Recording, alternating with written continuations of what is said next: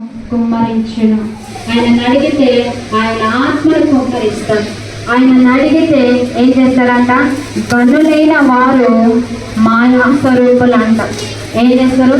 భక్తిహీనులు ఎంత డబ్బు సంపాదించుకున్నా పైకి ఉన్నతమైన స్థితిలో కనబడిన వారు మాయా స్వరూపులంట. అలాంటి వారిని నమ్మకండి అని దేవుని వాక్యం సెలవిస్తుంది. ఆ దేవుడు అంటున్నాడు, త్రాసులో వారందరిని తోక వేస్తే వారందరంతా తేలిపోతారంట. హల్లెలూయా, హల్లెలూయా. వాళ్ళల్లో మనం ఉన్నాం కావచ్చు. దేవుడు ఒకసారి జ్ఞాపకం చేసుకోవాలి. దేవుడు రాకడొస్తే దేవుడు రాకడలో నేను ఎత్తబడతానా, నేను విడవబడతానా అని నువ్వు దేవుడిని అడగాలి. ఇదిగో ప్రభు, ఒకవేళ నాకు భక్తిహీనత అయిన జీవితం కలిగి ఉంటే నేను మార్చుకుంటాను, నన్ను చేయి విడవకని దేవుడితో చెప్పాలి. తేలిపోయే వారిగా ఉండకూడదు, గాలికి పొట్టి వాళ్ళు ఎగిరిపోయే వారిగా అసలుగా ఉండకూడదు. దేవుడు చెప్తున్నాడు, ఒట్టి ఊపిరి వంటి వారివే మనం, అట్టి ఊపిరి వంటి వారివే మనం, ఇంటి మీద మొలు గడ్డి వంటి వారు మనం. ఒక మాట చెప్పాలంటే నీటి బుడగలో జీవితం, నీటి బుడగ లాంటి జీవితం మనది.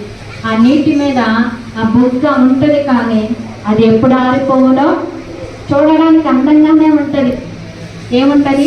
ఈ లోకము రమ్యంగానే ఉంటుంది, కానీ మనము ఏం చేయాలి?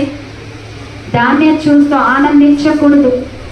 దేవుడు మన నిరీక్షణకర్త, మన రక్షణ ఆధారము. ఏం చేయాలి?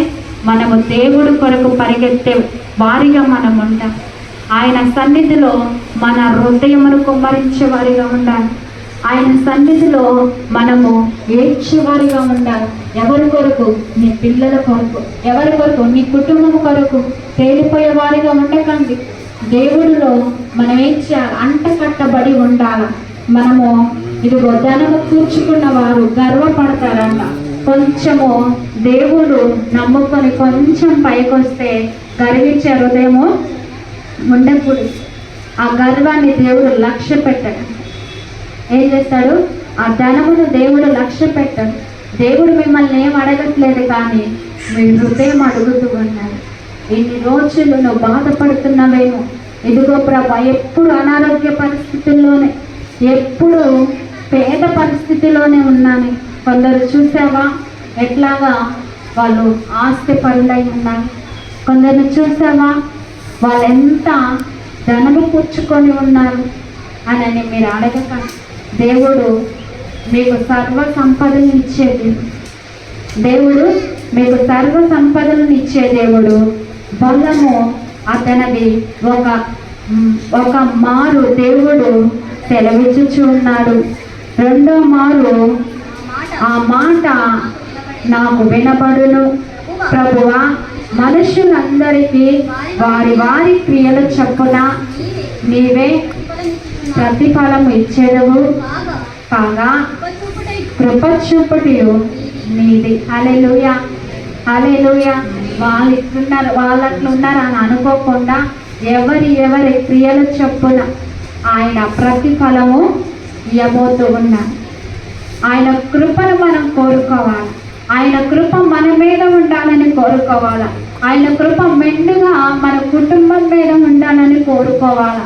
మన కుటుంబము దేవుళ్ళో ఉండాలని కోరుకోవాలి. మన పిల్లలు దేవుళ్ళో ఎదగబడాలని కోరుకోవాలి. ఆస్తిని అడగకండి, ఎలా సంపాదించుకోవాలో అడగకండి. హల్లెలూయా, హల్లెలూయా. ఒక అతను ఫోన్ చేసింది, అయ్యగారితో అంటాడు, నేను ఇప్పటికిప్పటికే ఆస్తిమంతుడిని అయిపోవాలా, ఇప్పటికిప్పటికే డబ్బు సంపాదించాలా, ఏం చేయాలి? హల్లెలూయా, హల్లెలూయా. ఏం చెప్పాడో తెలుసా? నువ్వు ఇట్లా ఎగిరెగిరి పడటము మంచికి కాదు, ఇది నాశనానికే గుర్తు. నువ్వు ఎంత సంపాదించాలని అడగకు. హల్లెలూయా. ఎప్పుడు ఎలాగ ఇస్తావు దేవా, నీ కొరకు నేను కనిపెట్టుకొని ఉన్నాను అని అడుగు. దేవుడు నీకు ఇస్తాడు. ఆయన ఆస్తి కోసం అంట ఏం చేశాడు? వాళ్ళ అన్నను చంపడానికే పాల్పడ్డాడు. హల్లెలూయా. ఎందుకు? ఏం చేసుకుంటావు ఆస్తి? ఎందుకు